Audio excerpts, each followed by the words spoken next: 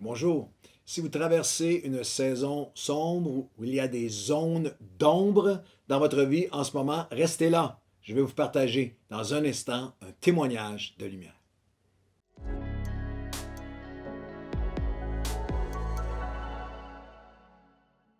Bonjour à tous et bienvenue à votre café matinal en cette fin d'année où nous sommes ensemble dans une aventure de lumière. On est ensemble avec la lumière chez vous, les fabuleux textes de Noël. Il y a un pasteur qui m'a écrit il y a quelques années qui m'a dit je ne pouvais pas réaliser, je n'imaginais pas à quel point tu pouvais prêcher, quel nombre de messages tu pouvais prêcher à partir de Matthieu, de Luc, des textes sur la naissance de Jésus. Je les trouve tellement beaux, tellement riches, tellement extraordinaires. Et cette année, nous focalisons sur la lumière chez vous. Alors si vous voulez être béni, fortifié, éclairé par cette lumière, ne manquez pas ce dimanche, le 13 décembre, on va avoir un grand concert de Noël avec la lumière chez vous, concert de Noël avec le groupe Héritage. Le groupe Héritage, c'est notre ami Seb Demray, Jimmy Laes, c'est toute une équipe de musiciens, chanteurs, et qui apportent les cantiques de Noël d'une manière magnifique. Ils ont fait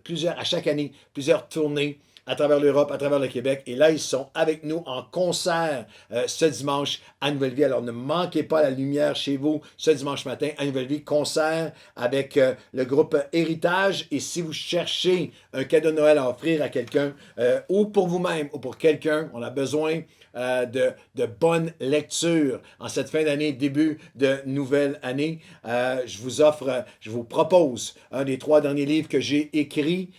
Vous pouvez les commander tellement facilement, les avoir directement chez vous dans quelques jours. Vous allez à claudehood.com// ou /livre avec un S ou claudehoodamazon.ca. claudehoodamazon.ca. Vous les commandez et vous allez les recevoir rapidement.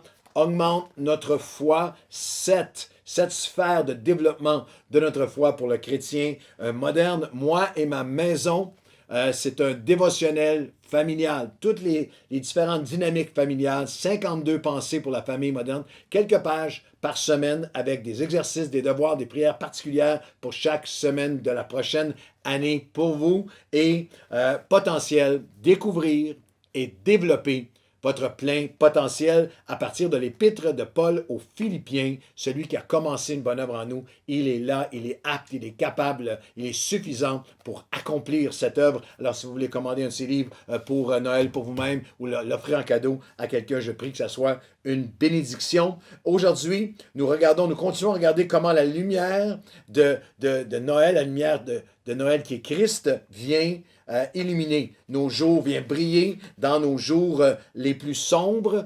Et il y a dans les premiers chapitres de l'Évangile de Matthieu, de l'Évangile de Luc en particulier, Jean aussi nous parle de la lumière. C'est un thème fondamental des récits de la naissance de Jésus, comme ce verset fabuleux dans Matthieu chapitre 4 et le verset 14, afin que s'accomplisse ce qui avait été annoncé par Isaïe, le prophète, le peuple de Zabulon et de Nephtali, de la contrée voisine de la mer et du pays au-delà du Jourdain, de la Galilée, ce peuple assis dans les ténèbres a vu une grande lumière.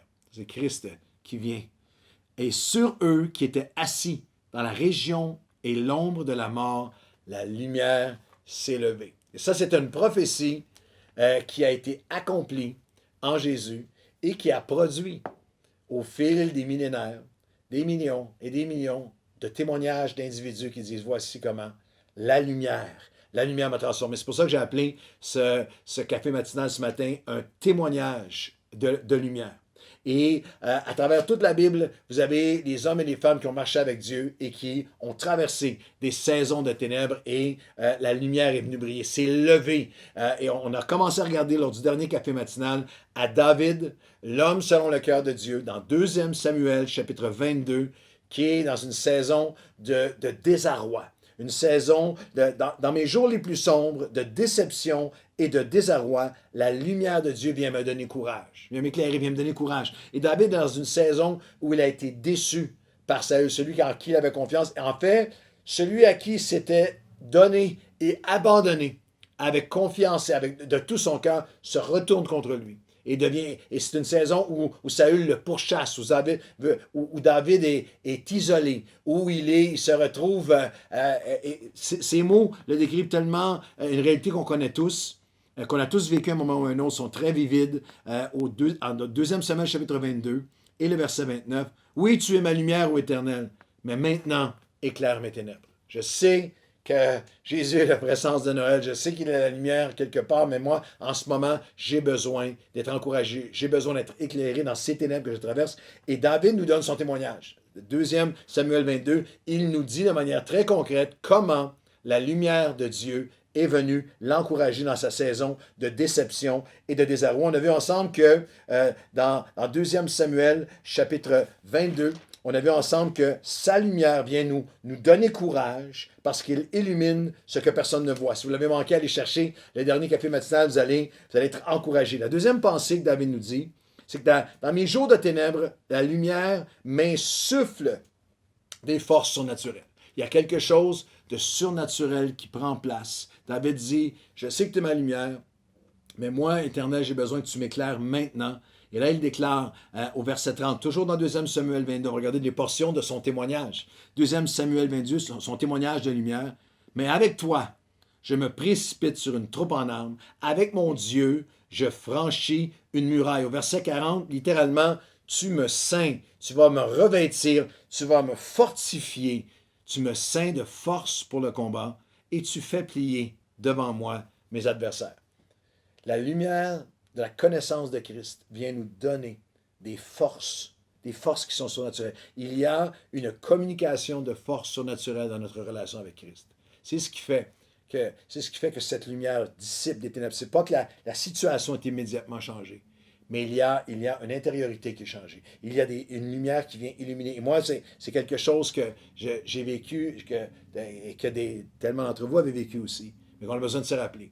À ce moment de Noël, on peut arriver à la fin de l'année, en cette année 2020, avec vraiment, là, je suis au bout de mes forces. Mais Seigneur, je viens à ta lumière, puis viens me ceindre, viens me revêtir, à l'intérieur, me fortifier avec ta lumière, m'insuffler tes forces surnaturelles. Même les plus forts, même le jeune homme se fatigue et chancelle, s'essouffle et s'épuise. Mais celui qui se confie à l'Éternel renouvelle ses forces. Il marche avec une force renouvelée, insufflée par Dieu. Il marche et ne se lasse point. Le prophète Isaïe dit, il prend un envol comme un aigle. La lumière de Dieu, mon témoignage de lumière, c'est que la lumière illumine ce que personne ne voit. Et la lumière m'insuffle des forces surnaturelles. Sa lumière m'instruit et m'indique les chemins que je dois prendre. Le verset 31, le témoignage de David face à la lumière. Tu es ma lumière, Seigneur, et tu m'éclaires dans mes ténèbres. Car qui est Dieu si ce n'est l'Éternel? Le verset 31 de 2 Samuel 22, les voies de Dieu sont parfaites. Sa parole est éprouvée. Il me protège comme un bouclier. Il est un bouclier pour ceux qui se confient en lui. C'est Dieu qui est ma puissante forteresse, les forces, et qui me conduit dans la voie qui est droite. Lorsque nous traversons des périodes de ténèbres, nous avons besoin de laisser sa lumière nous conduire. Nous sommes plus vulnérables. Nous sommes plus en danger. Nous sommes plus sensibles. Nous sommes plus vulnérables à la tentation, à faire des erreurs, à réagir, à l'impulsivité, à quel que soit votre type de personnalité, à la mélancolie, à revenir à des zones ténébreuses qui nous ont affligés auparavant. David avait cette capacité des plus grands exploits pour Dieu. Et vous n'avez qu'à lire les psaumes dans toute leur transparence pour réaliser que David avait une capacité dans ces moments de pression, ces moments de désarroi, avait une capacité de faire des erreurs graves, de faire des gestes qui sont réparables, de simplement avoir laissé les ténèbres le provoquer, des décisions, provoquer des choses, des moments où seul ou dans les ténèbres, sans la lumière de Dieu, il a commis des choses qui étaient complètement contraires à tout ce qu'il était, toutes ses convictions. Et dans ce moment de 2 Samuel 22, il dira, Dieu, tu es non seulement une force, mais c'est toi qui me conduis. C'est toi qui vas me diriger. Alors, la lumière m'insuffle des forces surnaturelles, mais la lumière m'instruit et m'indique le chemin que je dois prendre. Le verset 33, il le dira de cette façon. C'est Dieu qui est ma puissante forteresse, mais c'est lui qui me conduit, qui me garde dans la voie qui est droite.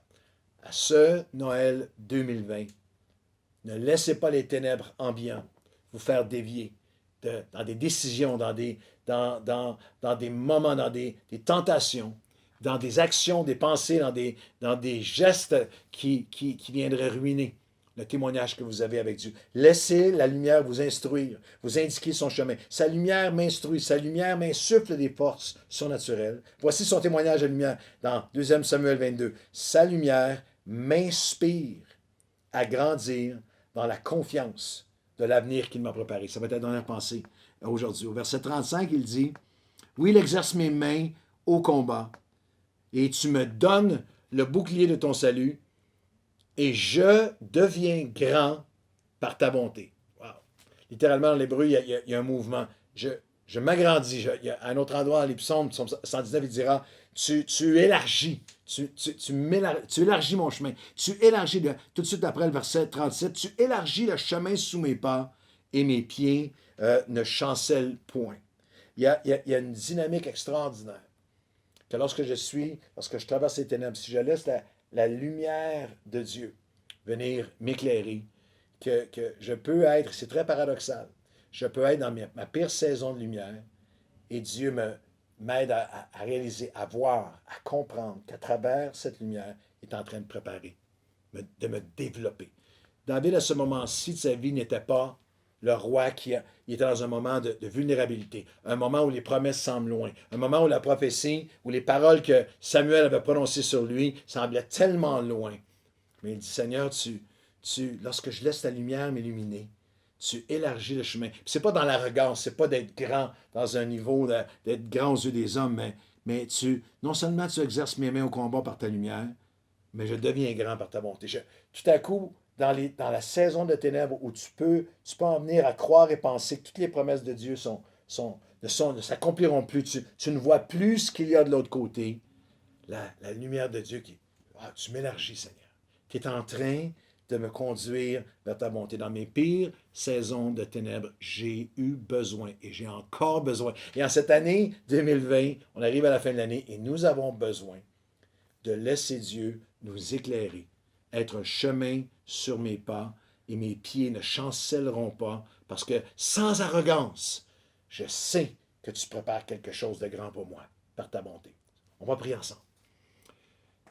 Seigneur, en cette fin d'année, il peut y avoir tellement d'entre nous qui avons reçu des promesses de toi et que les ténèbres se prolongeant, les zones et saisons sombres se prolongeant. On arrive à la fin de 2020 et des promesses qui étaient vraies, qui étaient tellement vivides, qui étaient tellement fortes pour nous et réelles pour nous, semblent s'être dissipées, on les cherche.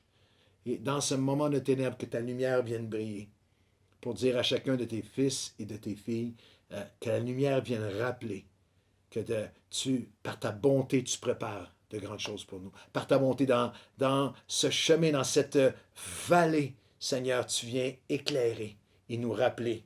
J'ai un plan pour toi. J'ai des choses que je développe devant toi. Que de l'autre côté de ces ténèbres, il y a une lumière qui va briller, qui brille, qui va te conduire dans tout ce que j'ai de préparé pour toi. Seigneur, si je peux le prier ainsi, je te demande au nom de Jésus, viens éclairer les cœurs. Viens éclairer les pensées de chaque personne, Seigneur, qui vit ce moment de prière, qu'on vit ce moment de prière ensemble.